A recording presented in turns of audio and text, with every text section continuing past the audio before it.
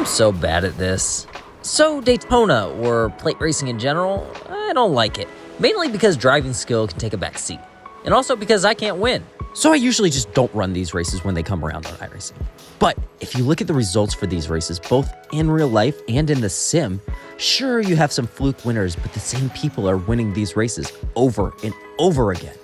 So when Daytona week finally rolled around on iRacing this year, I told myself I was going to get a lot better at it the only way I know how, by just doing it as much as I could. Now, if it wasn't obvious, this video is heavily inspired by Luke the Notable's 100 Drop series. 100 races just wasn't possible in 1 week, but over the next 14 races, 1,000 laps, and 2,500 miles, we're going to see what we can do around Daytona. For our first race of the series, we're strapping in the NASCAR Next Gen car for 30 laps at Daytona. Now, this car is way different to drive than most of the other stuff I usually race on iRacing, but I'm hoping it'll normalize at a track like Daytona. Qualified 5th for the first race of the week, we can work with that. I felt like the best place for me to be was at the bottom of the track. I felt like it would give me more room to dodge the early wrecks. Sure, the top is faster most of the time, but it gets a little tougher to control up there, and there's nowhere to go if a big wreck happens.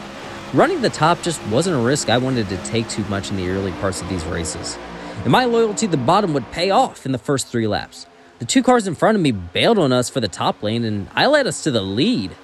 It felt amazing for 15 seconds, until disaster struck in turn 1. Got a bad push from the car behind me, which loosened me up. I was able to save it, but at the expense of a few other cars. We lost track position, but the car was running fine, which means we got a chance. We get back to green flag racing on lap 7, starting 9th this time. We'd make it another dozen football fields or so before history repeats itself, and the lead car gets a bad push and turned again. Restarted 5th on lap 12 and got another bad push in the first set of corners. I saved it, but had lost a lot of momentum. I was sick of racing at the front at this point, so I just dropped to the bottom of the track on the backstretch and just rode around at the back of the pack. It sucked not having the track position, but I felt safer back here. Stayed around 20th for the next 9 laps until a wreck happened right in front of me. Thankfully, we made it through all right. But laps 25 is the restart, man, I had to get moving. We're in 15th with 10 to go. Unfortunately, everyone had the exact same idea, and they made it 4 wide and couldn't handle it, causing the big one. See, I thought we had made it through that, but I got tagged and spun on my way out. Luckily, I was able to spin and go with no damage. Started 11th on lap 30's restart. I tried to commit to the bottom again since it worked so well earlier, but the outside got the jump on the first lap, and we could never fight back because after that, there was another caution. First and only green-white checkered attempt on this restart, and I stayed committed to the bottom again, but this time it paid off. But as we took the white flag, they started wrecking all around me. I somehow made it through with no damage, but I had lost the momentum and the draft, meaning I was stranded for the last lap, and brought it home in 12th. That's 35 laps down. Too many to go. Starting 5th in this next race, but again, that's mainly because not too many people bothered to qualify. And this race is even more competitive than the last one. Really high-rated field with a bunch of pro drivers in it. Just looking at the entry list gives me the confidence to run up front as much as I can. Surely a group with this many great drivers in it will run clean, right? Right? On the initial start, the bottom lane had no momentum. I found myself in 13th in the middle lane by lap 3. And going into turn 1 on that lap, the first thing I saw was smoke. I tried to make it through on the bottom, but didn't, and destroyed my car in the process. Watching the replay on that back, there was definitely a way to get through that wreck. I just didn't see it. I should have slowed down way more for the incident and tried to stay lower, but I thought there was more pressure from behind, so I was trying not to get run over, but yeah, that didn't work. The worst part about this whole incident is that it was caused by netcode. Luckily, iRacing fixed that issue later in the week with the netcode at the super speedways, but it still sucked for the time being. Not too much else to talk about with this one. I just rode around with the damage trying to limp it home to the finish. And eventually I did, in 28th, 4 laps down. Yeah, that one hurt, but I expect to get torn up a few times in this. Hopefully the rest of them aren't my fault, though. Race number 3 just doesn't exist. Yep, footage is just gone. I knew this was supposed to be an LTN style video, but I didn't mean it to be that literal. But luckily, J-Bo's got us covered. We'll still keep it short though, don't really have any other camera angles. Spent most of the race at the front, didn't bother to drop back at all because at the time it looked way crazier back there. We had a ton of caution, but I stayed committed to the bottom for the most of the race. I was running 5th when the final caution brought the race to a green-white checkered. We had a strong pack going on the bottom, but before we took the white flag to guarantee a final lap, the middle lane got loose and ended up wrecking me in the majority of the field. Luckily, I was able to get it turned around and stayed moving to bring it home 11th. Again, not the finish I wanted, but still a decent race in a strong field. But I noticed in this race and the two before it, the winners always made big, aggressive moves to get to the front of a line and win the race. And that's something I'm not going to be afraid to do in the rest of these races. You know, the Cup car treated me better than I expected, but I'm still kind of bored with them. I decided to move to the NASCAR Xfinity car for the next race. This car handles a little different, it's a little more stable and you can push harder, but the style of racing is still the same and the strategy should be too. I qualified 9th for this 30-lap race and just stayed in line at the bottom for the first 13 laps. I actually wasn't trying to be conservative, we were just doing 3 wide the whole time and I never had a chance to move. And that's a chance I wished I had when they wrecked to my outside right into me.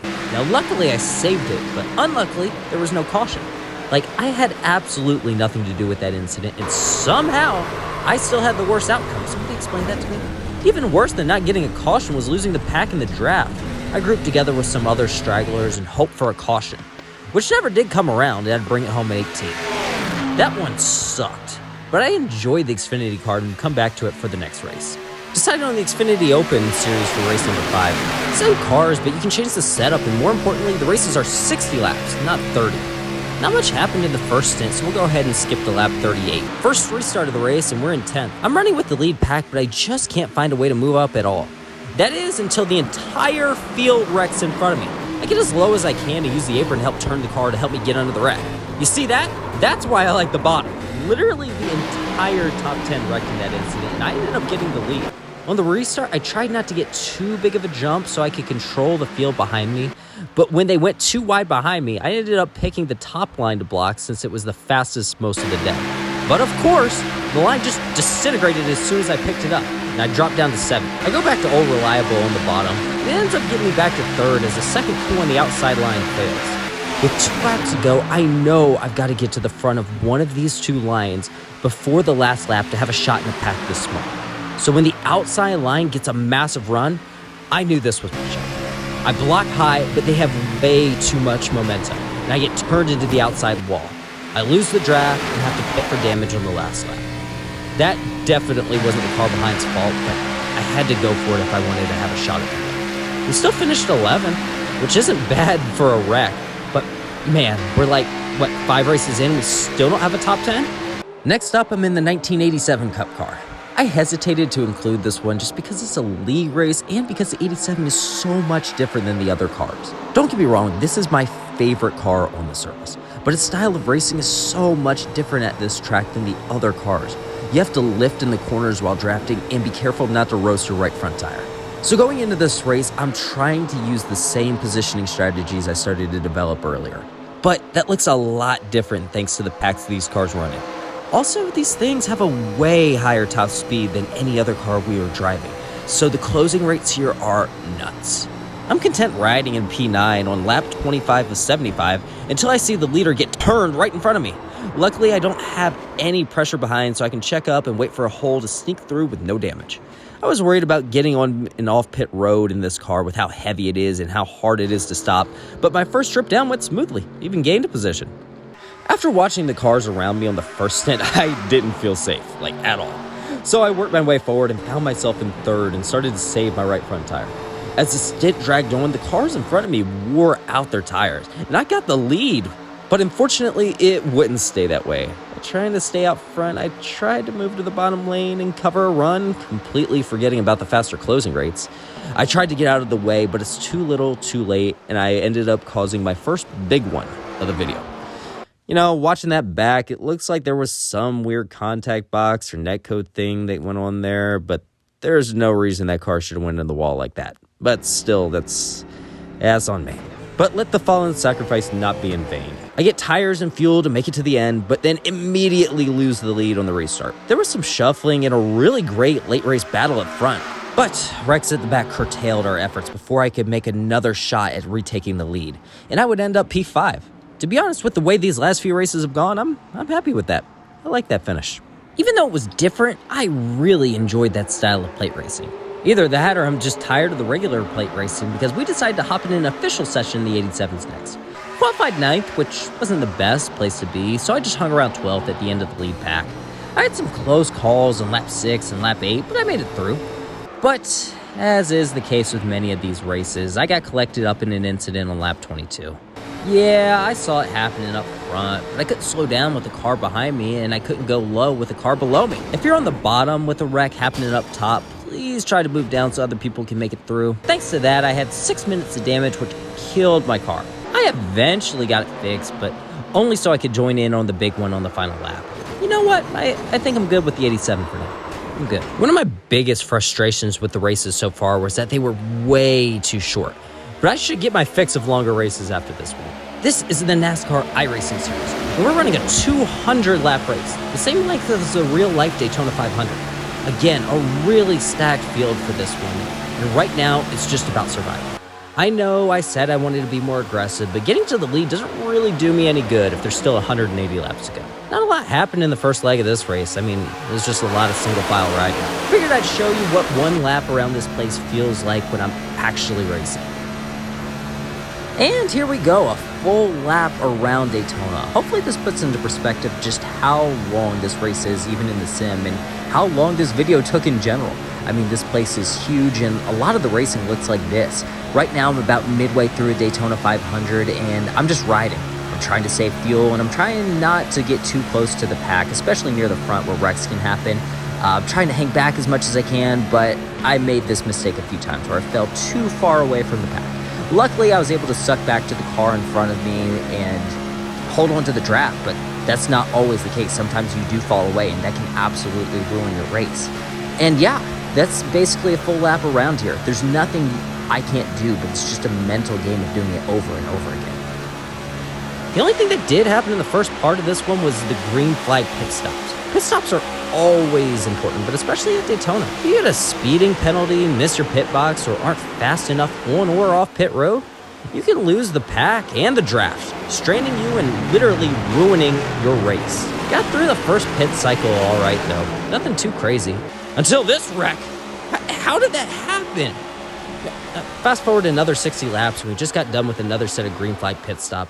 Unfortunately, the pack split in two, but I'm not really too worried about it. I'm leaving the second pack, and we're closing in on the lead one in a hurry. Shouldn't be a big deal. But then there's a spin in the lead pack. I go low to dodge, and so does the car. And I absolutely destroy him. I mean, just plow right into him. Yeah, watching this back, this was really dumb. Should have slowed down way more, stayed on the wall up top, or went way to the bottom. But nope, I went right where he landed and landed myself 12 minutes of damage. I eventually got back going, 7 laps down, and finished there in 30th position. Yeah, this one stung. I felt like we could have had a shot at this one. I mean, at this point, I'm sick of Daytona. The real races were coming on TV, and I didn't even want to watch because I was so sick of this place on iRacing. Which is why we're heading to Richmond for the next 100 laps. I mean, check this out. Like, a fantastic battle for the lead, inside and outside, with no draft in sight. And I finished second and gained rating? Fine. I won't count that one. Take it off the board. But this one definitely counts. The Road to Pro Series is the qualifier series for the Pro iRacing Series. This is the first of 8 races to see who gets a shot at the Pro Series. This will be our first venture into the NASCAR trucks for this video as well. To be honest, this should be pretty similar to the Xfinity car, just with a little less power. Started the race 21st, which isn't great, but I think this truck will race a little better than it qualifies. But it won't get the chance to just yet, because the first 37 laps of the race are mostly single file riding. But then it was time for green flag pit stops. Found a big enough group to pit with, but they were all a good bit ahead of me, so I had to really get on the brakes late to stay with them. No speeding penalties, so we're all good.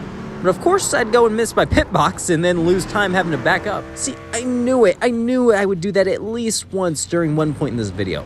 I just hoped it would be during one of the races that didn't matter as much. Coming out of the pits, I lost the draft of the main pack, but filled in with a group of other cars that were in the same situation as me. At this point, we're all just praying for a caution. A caution we would actually get on lap 77. We restart 23rd on lap 80 with 4 to go. I was willing to make a move, but being this far back in the pack, there was only so much I could do without a caution.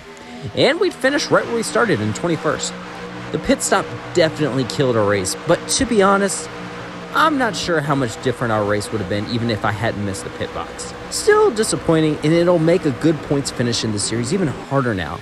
But I won't dwell on that now since we've got plenty of laps left here to go at Daytona. And for these next few races, I'm just trying to reset.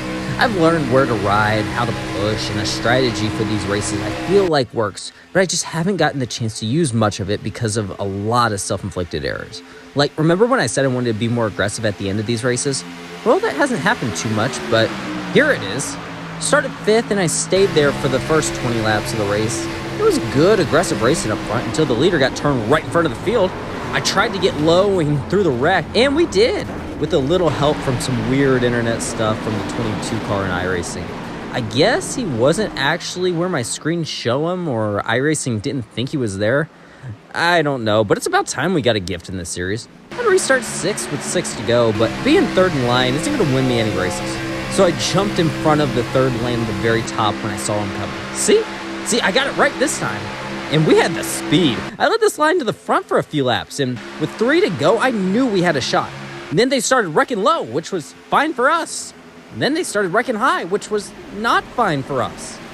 When this happened in real time, I thought for sure we had made it through, but we were about 1 car length too far behind. I ended up finishing 15th in that one. That one definitely stung the most. I felt like I put it all together, but just got unlucky there at the end. And I think that's what I'm starting to realize. If you do everything right in these races, then you have a chance. From there, there's a fair amount of luck involved. But the best drivers give themselves the most and the best chances. And that's why they win a lot. And I guess that's the way all racing is at the end of the day. Alright, this one was just weird. Nothing really happened for the first 40 laps. Just rode around for the most part with a few small accidents. But on lap 55, there was a big checkup and the field split in 2. We got stuck in the second half. Once again, hoping for a caution. We eventually got it, but not the track position. I fought for what I could to bring it home in P9. Yeah, not the most eventful race in the world, but with how scarce top 10s have been this week, yeah, you better believe we'll take that. Oh, haven't we seen this one before? Started 13th, moved up, led some laps early, but got caught up in a wreck with no caution. And surprise, surprise, it'd go green the whole way, and I finished 11th with no shot at the win. Have I mentioned how much I love this place? Moving on. I didn't plan on doing this again, but I can't go out sad the way I did. So we're running the full-length Daytona 500 again. And I'm content to just settle in and ride. Alright, so that caught me off guard, but we made it through that one. Now, I'm just ready to click off some laps. Try to at least get to... Oh my God. It happened again? What are we doing? And we still weren't done, but this next one happened behind me. Like, it's lap 30. And it's not like we're racing at scrubs either. The SOF was 5,500, which was the second best of the 24 groups running this race. Eventually, we would get settled in, though. Oh, and I don't want y'all to think I'm faking this, so here's a bunch of this race really sped up. Just a bunch of riding. Yeah, this may look pointless and boring, but I'm doing something here that's really important. I'm saving fuel by staying in the draft. Instead of pushing the car in front, I'm lifting, and even turning the car off for a half second here and there to save fuel. Now, usually people save fuel to save themselves a pit stop, but there's still 70 laps to go in this race, so no matter what you do, you're going to have to make one more pit stop. So why would I save if I'm pitting anyways? It's to make the pit stop time shorter. If I save 3 gallons of gas, that's 3 gallons of gas we don't have to add when we pit with the pack, which could give me a better track position and guarantee I stay with the lead pack. But that only works if the race stays green, which for what feels like the first time ever, it does stay green. I come down pit road for the stop and it all goes perfectly. Fast entry, clean off, and I tag on to 3 cars that came out in front of me, and we leave everyone else behind. Once everything cycles out, the field is super fragmented. There's no one that has more than 5 cars strung together, and our quartet has found ourselves at the lead, but we had 2 packs about 3 seconds behind us. We made a gentleman's agreement not to race each other to ensure that one of us would get the win. Over the next few laps, we'd stretch the gap to 7 seconds. Once we added some lap traffic to our group, the only thing that was going to stop us was a caution. But I'm still in 4th. How in the world can I win this race? Well, I'm going to need some help. I'll get some of it from the lap cars out front trying to stay on the lead lap. And with 1 lap to go, I get the rest of it when one of the lap cars behind me pulls out. I pull out in front of him and hope we can get enough of a run to push for the lead. But it's just not enough. I played the one card I had to win, but it's going to come up just short. But this race still isn't over. The car in second tries to pass high, fakes slow, and takes the lead, only to run out of gas coming to the line. I'm staying as close as I can, banging doors to the line, and end up bringing it home in third. Sure, it's not a win, but that's my best finish here in years, and my highest finish ever in a full-length NASCAR iRacing race. And to do it in such a competitive field really let me know that this video's goal worked, and I think I'm a much better plate racer than I was 920 laps ago. All right, some momentum, and it's coming at a good time. The ERA Spring Bowl is up next for me, and it's an open race paying $4,000 to win. I'm going to have to be fast and lucky to even make the show. So here's how it works. There's about 130 drivers trying to make it to the main event. They'll evenly get broken into 10 groups who will all have their own 20-lap heat race, where the top 5 will make it into night 2. Well, night 2 will requalify, cut the slowest 10 drivers, and race 60 laps for a big check. Now, my qualifying hasn't been great all week, so I spent a ton of time practicing and trying to get it down perfectly. Daytona qualifying is really gimmicky and fickle. I'm not really a fan of it because as long as you know what to do and can execute it, there's not a whole lot the driver can do to make the difference. But after 80-some odd practice laps, I felt like I had it down. And don't worry, those practice laps don't count to the 1,000-lap total. I'm not cheating you out. I wasn't too worried about my heat race until I saw the field. Again, not many cars, but a lot of good drivers, even 2 iRacing pros. Qualified 4th, which meant all I had to do was not lose any positions. And the cars around me made it easy to do just that. We all merged together in the start, migrated to the top, and set sail. I crossed the line in 4th, putting myself through to night 2 of the show. It's all been building to this. Qualifying rolls around, and I'm nervous for this one. But I go out there and get a great start to my run, but bobble in turn 1 on my money lap, and I thought for sure my night was over. But that lap was still good enough to start me 21st. Out of 40 cars. And now comes the easy part, right? I know this race is going to be chaotic. They've been racing like maniacs all week for bragging rights. So you know it's going to be much worse with as much cash as we have on the line. But I still stay in the pack and stay aggressive even from the start. I want the track position just in case it does go green. And I'm not sure there's any safer place to be than that. And I'm almost immediately proven right when they wreck behind me. After the restart, I stay committed to the plan, but on lap 11, a lap car throws a wrench in it all by drifting up right in front of the field. Somehow I made it through. If I was just 1 car length further ahead, we'd be done. But in the next caution, I decide to pivot my strategy by pitting. I noticed that if this race goes green and I don't pit, then we lose. And I don't want to lose this race on pit road. So I decide to pit, dropping from 21st to 37th. And for the next 20 laps, I just ride and do my best to stay out of trouble. But once we hit 20 laps to go, I know it doesn't matter. And we have to go checkers or wreckers. I start to make moves and get back to 19th, but all of a sudden, all I can see is smoke. And, I'll just let the broadcast take it from here. Significant amount of damage, but it all started well ahead of Kursanov, but just watch how quickly this checkup happens, and you just can't get away from it. Cars start bouncing off each other, and then everybody's just kind of hoping that the lane they're in opens up. That's a good piece of driving right there for Hayden Swank. Wow, that was some awesome wreck avoidance right there. I mean, everywhere where they were not, he was. That was awesome. Now, after a few more cautions, I found myself in 11th, and my only goal is to get myself to the front of any line so I have a shot at winning this race. With 2 to go, when the bottom lane gets an incredible launch, they all immediately go to the top as they get clear. But I make an aggressive block to stay out in front of the bottom. The car in front has the same idea, but it doesn't work twice. That was a massive wreck, and watching it back, I don't really think that was my fault. I tried to check up, but there's only so much you can do with that many hungry cars out back pushing as hard as they were. That puts me in 9th for the green-white checker, and all I can do is hope for a miracle once we take the break. I see insane driving out front, and have hope for a second, only for it to all be dashed away when a bad block goes wrong. They get collected and finish 26th. And that's 1,021 laps at Daytona, and I am so happy this place won't be mentioned again until August. Now, is this place my favorite? No. Am I looking forward to racing here again? Also no. Am I a better sim racer here? Well, kind of. But do I have a new respect for the people who are actually good here? Absolutely. Will I do this again? Well, let's take a look at my iRating and... Oh no. Yeah, let's give it a year or so, and then we'll come back. Thank you everyone so much for watching. This was a huge project for me. It's my first full-length video and it took literal months to finish. So this series is something I want to continue with, improve, and eventually transition over to my real-life racing. So if you want to see me do this at COTA and North Wilkes and keep up with my real-life late model races coming up, please like, subscribe. Let me know what you guys want to see from these videos too. And yeah, thank you so much.